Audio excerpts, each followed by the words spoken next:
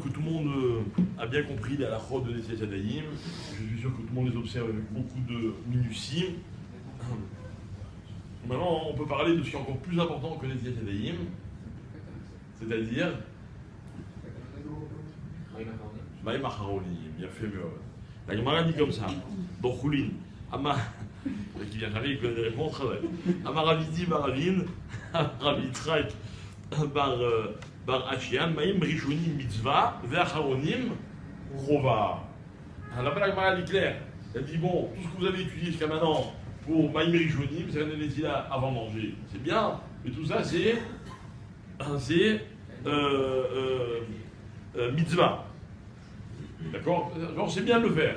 Mais Macharonim, par contre, c'est Chova. D'accord?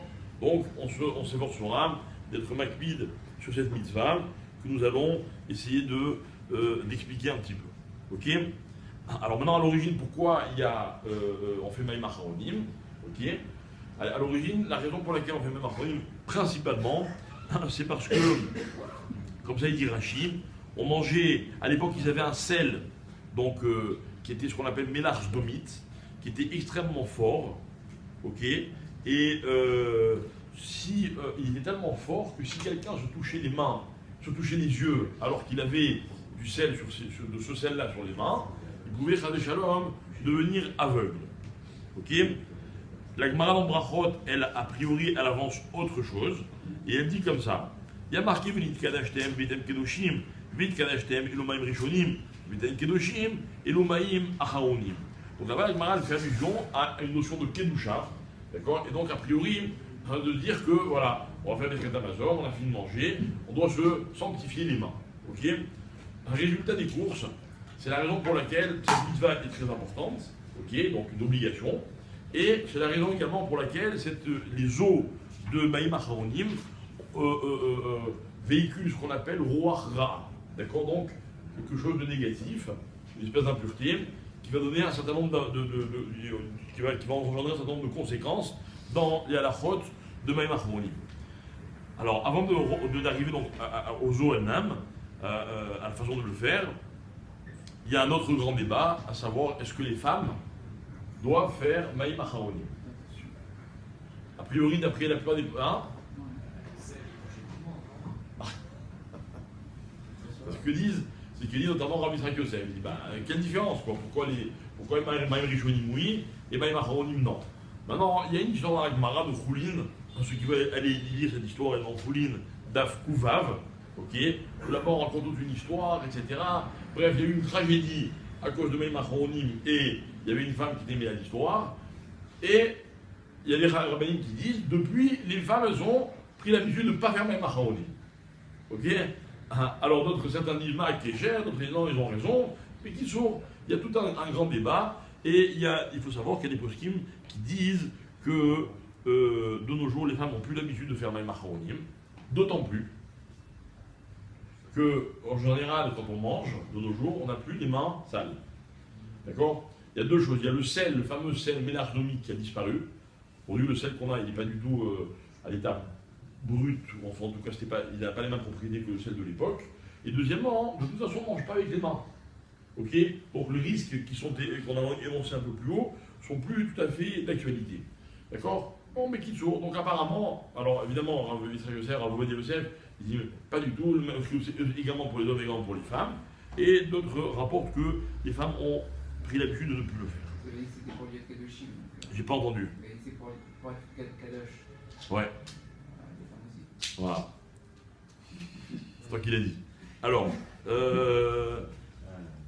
quelqu'un qui n'a pas fait Maïm Acharonim et qui s'en rappelle au milieu du Birkat Amazon.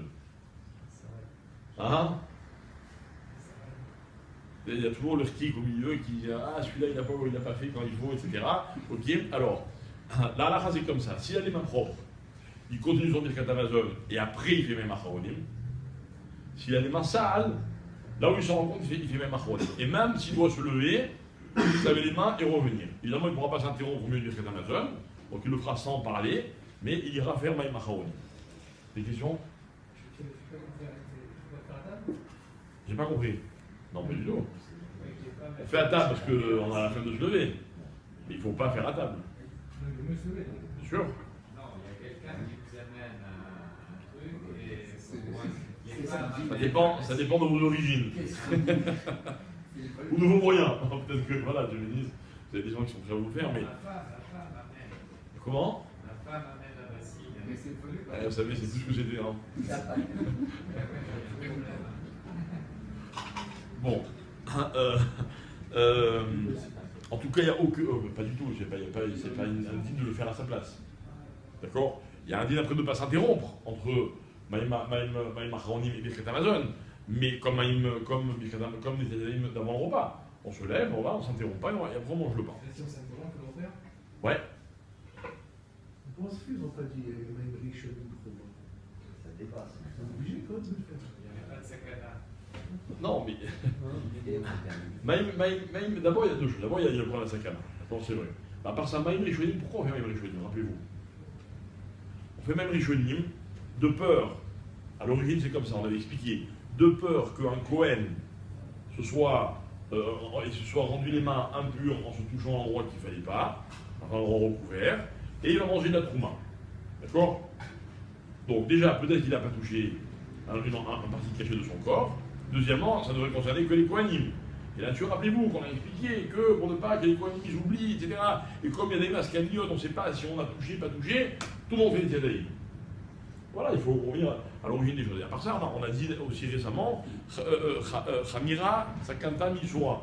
D'accord? Donc quand il y a une sakana, c'est encore plus grave. Ah, mais continue. Mais non, c'est pas Avec toutes les bêtises qui ont été dites.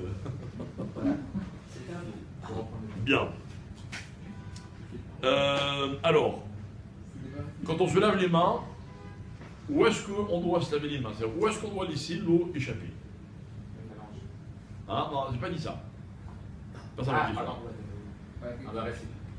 Alors, la Gemara dit, on ne doit pas se laver les mains au-dessus du parterre, du sol. Ok. D'abord, dans la Gemara, il y a une marloquette. Toujours dans Choulin d'Afkoufé. Là, on est au début de la Sougia.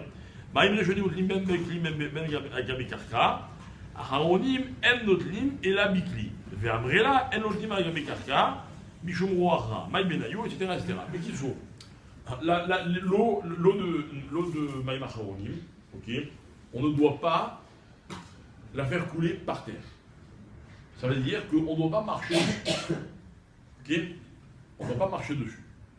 Maintenant, donc dans l'absolu, évidemment, l'idéal, comme vous avez demandé tout à l'heure, Guy, je me lève, je vais au lavabo, je fais Netilat Yadayim, je me lave les mains et je reviens à ma place. D'accord? On va voir. D'accord? Tout ça à la fois, on va les voir. Dans l'absolu, j'ai le droit de faire les Yadayim à ma place, mais à condition que l'eau ne coule pas par terre. D'accord?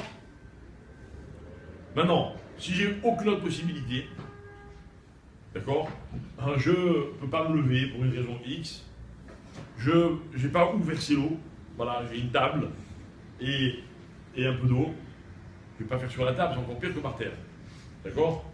Je peux faire par terre sous la table. Pourquoi? Parce qu'en général, les gens ne marchent pas sous la table. Ah, mais si après on bouge la table,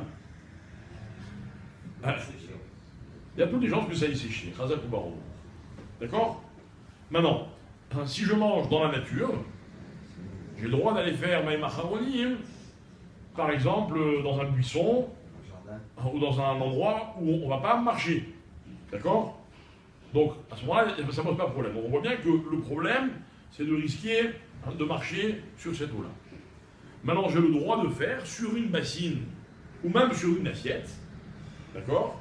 Et de verser l'eau à l'intérieur de ce récipient, et après le récipient, je le jette évidemment dans le lavabo. Pourquoi le lavabo? Parce que le lavabo, c'est Mechouba la Karka, donc il n'y a pas de problème de Touma, et puis l'eau, elle s'évacue, elle va directement dans les canalisations, donc il n'y a pas de raison qu'elle passe par un endroit sur lequel quelqu'un risque de marcher. Ok? Maintenant, voilà. Alors, rapidement, un certain nombre de halachot. J'ai le droit de faire Maïm Acharonim avec de l'eau de mer ou avec de l'eau d'un fleuve. Ensuite, j'ai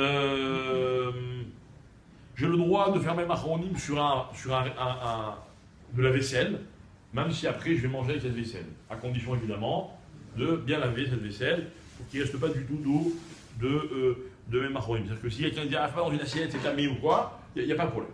Ok, du moment que l'assiette elle a été nettoyée. Est-ce que j'ai le droit de tremper mes mains dans un récipient plutôt que de verser l'eau sur mes mains? Oui. D'accord? Yesh la mamis, bon, ceux qui font ça. Ok? Ça on a vu. On ne doit pas faire de Netiadaim comme ça, ça c'est comme Netiadaim. On ne doit pas servir les mains avec de l'eau qui est bouillante, c'est-à-dire qui me brûle les mains, parce qu'à ce moment-là, c'est sûr que je ne le fais pas correctement. Ok? On doit faire Netiadaim mi-karadine jusqu'à la deuxième, enfin les deux premières phalanges. On n'est pas obligé d'aller plus bas que les deux premières phalanges. Ok? D'autres disent non, il faut tout le doigt, mais là ça c'est les deux premières phalanges. Ok? Et une seule fois suffit. Et enfin, je n'ai pas besoin de le faire avec un kéli, donc je peux le faire sous le robinet ou de n'importe quelle autre façon. Ok? Je ne suis pas obligé de me laver, de m'essuyer les mains, mais tous les postes qui me disent c'est mieux de s'essuyer les mains dans la mesure du possible. Voilà. Il y a encore un tas de choses que nous aurons, si Dieu veut, l'occasion de découvrir ensemble prochainement. Oui. Si j'ai les mains sales et je mange du poulet avec des frites, je sais pas. Ouais. C'est quoi genre d'abord je fais une macaroni, mais après je vais laver les mains correctement. Ça revient au même. Le tout, non. Si tu t'essuies les mains, qu'est-ce qui s'appelle maï macharonim? Si tu vas au robinet te laver les mains avec du savon, ça s'appelle maï macharonim. Ça m'a dit qu'il ne fallait pas qu'il n'y ait pas une trop grosse quantité d'eau parce que ça fait l'eau elle ira. Dans la mesure où tu vas dans un lavabo te laver les mains, il n'y a aucun problème. Ok, mincha 16h30 là.